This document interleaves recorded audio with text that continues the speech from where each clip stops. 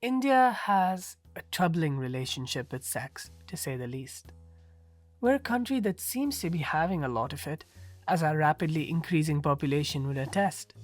Yet the state of sex education in India is dire.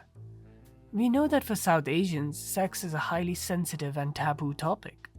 Try discussing it with your parents. Simpler yet, put on an Imran Hashmi film and watch as your dad skips forward as soon as a kissing scene comes on. For a country so hell-bent on purity and chastity, we're still third in the world for porn viewership. The fact is that sex is about as natural as eating dinner and just as important for the average human being. And a hush-hush attitude will do little to change that simple fact. Teens will remain curious and confused, and unless the education is rightly provided, will continue to turn to pornography, leading to deviant and at times seriously dangerous attitudes towards sex. Cinema, as always, plays an integral part in this. A mirror that reflects cultural values does also retain the power to shape these cultural values, if it so dares. The first instance of an on-screen kiss in Indian cinema came in the 1929 silent film A Throw of Dice, directed by German director Franz Osten, a historical epic inspired by an incident from the Mahabharata with a mix of Indian and European sensibilities. The 1933 film Karma was notable for having an extended kiss scene coming in at 4 minutes. Both of these were of course during the British Raj, where a majority of the films produced in India were made for Western audiences, and according to Kishwar Desai, a film historian, it was common for films at the time to feature kisses. However, as the independence movement grew, the public's attitude towards cinema soured. It was seen as a Western instrument with the power to corrupt Indian traditions. Both Nehru and Gandhi expressed this.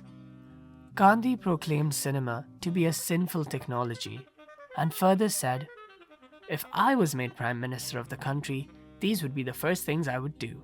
I would close all the cinemas and theatres. I would suggest to the government that it should impose heavy taxes on all such life-killing activities." Since 1952, the censorship code for Indian films has had written prescriptions against excessively passionate love scenes, indelicate sexual situations, and scenes suggestive of immorality. Kazmi argues that, together, the Censorship Act, buttressed with Section 293 and 294 of the Indian Penal Code, which codifies obscenity as a punishable offence, the Indecent Representation of Women Act 1986, virtually weaves a chastity belt around Indian cinema. Thus emerged the era of flowers and birds. The camera would surrogate the fiery passion of lovemaking to the embers of firewood, and Hindi cinema was once again a repository of the good old traditional Indian values. Then came the 1970s, and Raj Kapoor ushered in a new age for Indian cinema, dipping its toes into overt sensuality. These scenes, still rather conservative by Western standards, were bold compared to their predecessors. In 1978, he not only showed characters kissing in Satyam Shivam Sundaram, but the film also included a sex scene. This bold film broke open the chastity belt and was subjected to intense criticism. Similarly, in his film Sagar, he had Dimple Kapadia and Rishi Kapoor share a short kiss. In the 1985 film Ram Teri Ganga Maili, he had the actress Mandakini sitting underneath a waterfall, with her wet sari clearly outlining her breasts. With this, the gates were open, and kissing again became more common on the screen. Through the 80s and 90s, many popular films featured kisses between the romantic leads. My argument is that an Amir Salman kiss was the one thing missing from Andaz Apna Apna, but I digress. Breakthrough filmmakers like Anurag Basu and Mahesh Bhatt began to experiment with sensuality in the noughties. With their erotic thrillers, they found success and notoriety in equal measure. Though Bollywood had come to accept kissing on screen, these films' portrayal of out-and-out sex scenes garnered controversy. One Indian film critic declared in a Washington Post interview that these cinematic representations of sexuality were not indigenous. All they're trying to do is an American jig. I wish they'd get real. Again, these scenes were tame compared to the erotic thrillers of Hollywood and carried an almost PG-13 level of sensuality. But it was enough to have the general audience turn their noses up at them. Prasad argues that the threat posed by a transgression of custom is not only to the family or the institution of marriage, but to the nation itself, as if the expansion of the sphere of sexuality threatens to break open the national borders and destroy its identity. However, these filmmakers asserted that their films were feminist and lived in the 21st century, as opposed to the sanitized cookie-cutter Bollywood ideologies.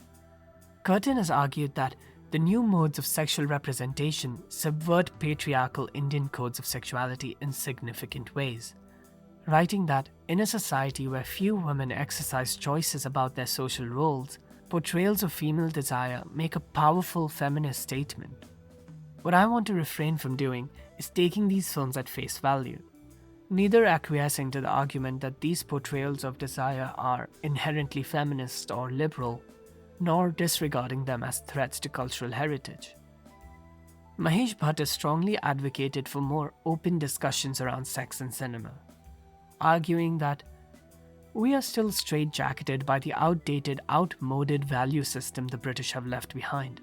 Like most Indians, we too do not realize that had our ancestors been prudish in their thinking, they wouldn't have carved every conceivable sex posture in stone on our temple walls.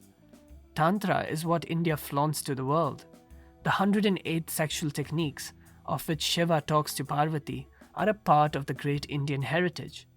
This mother of civilizations called India has given sex the most exalted position in its way of life, in its way of thinking. What will it take us to see that the Shivling, which is enshrined in the inner sanctum of a temple, is in fact nothing but the male and female organs locked in the act of copulation? Just as we cannot stare at the sun without dark glasses, we cannot look at sex without the Victorian baggage left behind by the English. So let's take a look at his most notorious erotic thriller, 2003's Jism, directed by Amit Saxena and written and produced by Mahesh Bhatt. Jism tells the story of an unemployed lawyer named Kabir, played by John Abraham, who falls for the alluring Sonia, played by Bipasha Basu. However, Sonia is married to a wealthy man named Rohit, but Kabir wants her for himself and tries to persuade her to leave her husband. But she does not dare, as Rohit is a powerful and dangerous man. So she provokes Kabir to murder him. After the murder, her true self begins to unravel as she grows cold towards Kabir and tries to get rid of him. Ultimately, the film ends as Sonia kills Kabir and he her. Jism is classified appropriately in the same genre as films such as Fatal Attraction or Basic Instinct, erotic thriller as building on noir. David Andrews writes that erotic thrillers seem faithful to it when integrating psychosexual darkness with stylized suspense that embroils cynical anti-heroes and treacherous yet irresistible femme fatales. There are two problems with this desolate erotic vision. Its use of a male protagonist fails to maximize female spectacle, and its use of the femme fatale demonizes female sexuality. Jism was a major success and led to a slew of similar thrillers accompanied by or centralizing sex as a narrative force. Sex scenes became common fare in R-rated thrillers and horror films. An idea central to all of these was that sex was transgression, and desire is a punishable offense. Films such as Murder, Raz, Hate Story, etc. fall into this category. While some of these films continued to demonize female sexuality, some were framed in a more pro-feminist way, where the heroine exercises her sexuality to exact revenge against her wrongdoers. In both cases, sexual agency is granted, but it never goes unpunished. Additionally, while the filmmakers promised to usher in a new age for Hindi cinema that would drop the chastity belt the government had adorned on it, it did so by capitalizing on voyeurism, satiating lust and objectifying the heroines. It was sex and partial nudity that sold these films. The posters for these films, for example, focus on the lead actresses' bodies. promising the viewer that they will see a character live out their fantasies with these women. Is this the progress that Bhatt was advocating for? Repeatedly, the role of male nudity or sexuality is excluded from popular discussion. It is the role of the woman that is invoked to either defend or disgrace this form. The conservatives argue that sex in films is an offensive ritual of Western culture with the potential to corrupt the purity of the traditional Indian woman, a wife and mother who exposed her body only for the gratification of her husband. And the modernists argue that in the exposing of the bodies, they are free from the shackles of tradition that teach them to inhibit their desires. Meenakshi Dharam writes that women's bodies are used as powerful metaphors, deliberately invoked in contrast to older rhetorical and visual tropes in which the Hindu woman's body symbolized purity, chastity, and the strength of Indian tradition in defiance of Western colonization. She goes on to explain how, in the struggle for independence, the Indian woman's body became a repository for authentic Indian values that stood against Western depravity.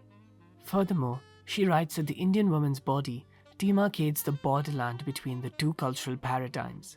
At the most basic level, clothed and protected, she is the essence of India. Exposed, she is the vanguard of progress. As such, she is a kind of erotic frontier. I fully agree with this argument. Why must women alone bear the burden of national progress? Films like Jism 2 or Murder, which, under the patronage of progress, exploit and eroticize women, are an overcorrection. As Kilburn has observed, when everything and everyone is sexualized, it is the powerless who are most at risk. Young girls are especially vulnerable. But this just leads us back to the Gandhian argument where erotica is reduced to a heinous sin and must be exiled from our screens, which I don't agree with either. What I want to advocate for is to take away the monopoly that the erotic thriller genre has on intimacy in India. Confining sex to the thriller narrative retains taboos and, contrary to what Mahesh Bhatt claims his intentions to be, further contributes to the idea that sex in itself is dangerous, deviant, or destructive. Films like Jism serve as cautionary tales against giving in to desire. What I'm advocating for here is not an abolishment of the erotic thriller, not in the slightest. I recognize its merits, and when done tastefully, they can produce fascinating insights into the darkest shades of human behavior and provoke strong feelings.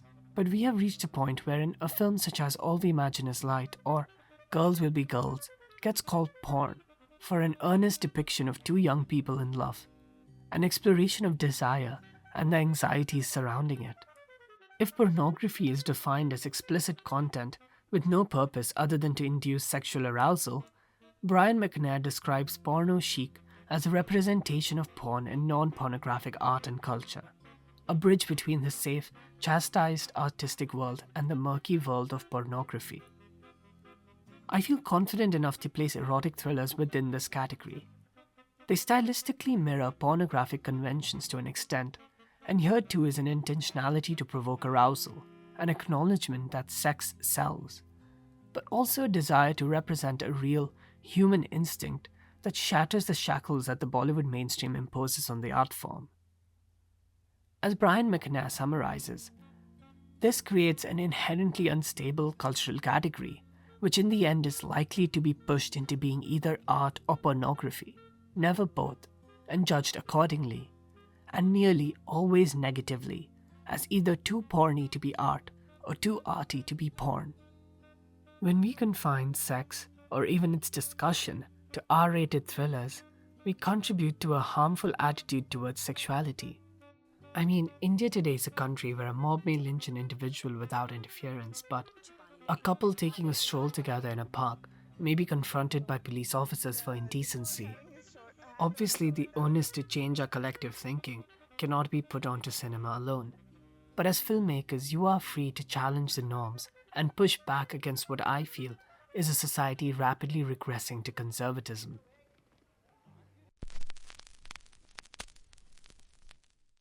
This is a debate for which ultimately I have no solid answer to provide. Is pornography or erotica inherently wrong? I can't answer that. What I wish to see is a better attitude of the general Indian public towards intimacy. To be able to see the physical expression of love on our screens without having to shield from it or reaching into our pants. I do agree that today kissing, for instance, is common in popular films, and you may even see a sex scene or two. But most of these films can hardly be lauded for their sincerity, and the depictions are far from tasteful. I would like to say that films like Lust Stories, Befikre, or Shubh Mangal Zyada Savdhan, for instance, have taken leaps to modernize our mainstream in a way, but we have a long way to go. Liberation, however, will not simply lie in the exhibition of the body, devoid of meaning and an instrument for sexual gratification, nor will it be in its concealment. Surely, our path towards a more progressive society can be found in the middle ground between the erotic and the chaste. A sincere exploration of sexuality that seeks to explore, not to exploit, to provoke contemplation, and not just arousal, to foster understanding, not satiate fantasies.